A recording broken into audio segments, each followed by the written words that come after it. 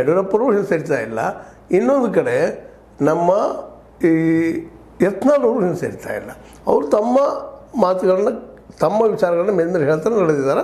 ಆದರೂ ಒಂದು ಸಮಾಧಾನ ಏನಪ್ಪ ಅಂದ್ರೆ ಮೊದಲಿನ ಹಾಗೆ ಯತ್ನಾಳ್ ಅವರು ಬೇಧಡಕ್ ಮಾತಾಡೋದನ್ನು ಬಿಟ್ಬಿಟ್ಟಿದ್ದಾರೆ. ತಮ್ಮ ಮನಸ್ಸಿಗೆ ಏನು ಅನ್ನಿಸ್ತದೆ ಆ ಸಂದರ್ಭದಲ್ಲ ಹೊರ ಹಾಕಿಬಿಡುವಂಥದ್ದು, ಯಾರನ್ನು ಕ್ಯಾರೆ ಅನ್ನೋದೇ ಮಾತಾಡುವಂಥದ್ದು, ಅದು ಪರಿವರ್ತನೆ ಆಗ್ಯದ. ಹೀಗಾಗಿ ಇದು ಏನಾಗಬಹುದು ಅನ್ನೋ ಕುತೂಹಲ ಮಾತ್ರ ಮೂಡಿದ.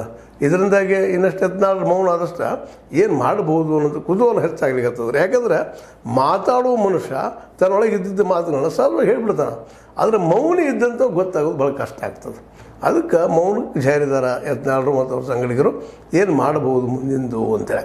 ಆದರೆ ವಿಜಯೇಂದ್ರ ಅವ್ರನ್ನ ಮಾತ್ರ ಪಟ್ಟಣದ ಇಳಿಸಲೇಬೇಕು ಅನ್ನುವಂಥದ್ದು ಈ ಬಣದ, ಅದರಲ್ಲೂ ನಮ್ಮ ಏನಪ್ಪ ಈಗ ಹೇಳಿದಾಗ ನಿಮಗೆ BL ಸಂತೋಷರ ಬಣದ ವಿಚಾರ.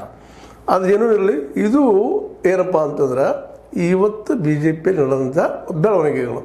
ಹೀಗಾಗಿ ಯಡಿಯೂರಪ್ಪನವ್ರಿಗೂ ಒಂದು ಆತಂಕ, ಏನಾಗ್ತದೆ ನೋಡಿ ನನ್ನ ಮಗನ ಇಳಿಸ್ತಾರೇನೋ. ಯಾಕಂದ್ರೆ ಮಿನಿಮಮ್ ಒಂದು 3 ವರ್ಷ ಇಡಬೇಕಾ ಅಧ್ಯಕ್ಷರನ್ನಾಗಿ, 3 ವರ್ಷ ಇಲ್ಲ 1 ವರ್ಷ ತೆಗೆಯುವಂಥ ಪ್ರಸಂಗ ಬರ್ತಾ ಇದೆ ಏನೋ ಅನ್ನೋಂಥ ಭಯನೂ ಅವ್ರಿಗೆ ಕಾಡಲಿಕ್ಕತ್ತದೆ. ಅದಕ್ಕಾಗಿ ಅವರು ತಮ್ಮ ಎಲ್ಲ ಶಕ್ತಿನ ಈ ಸಲ ಹಚ್ಚುವ ಎಲ್ಲ ಸಾಧ್ಯತೆಗಳಿದ್ದಾವೆ.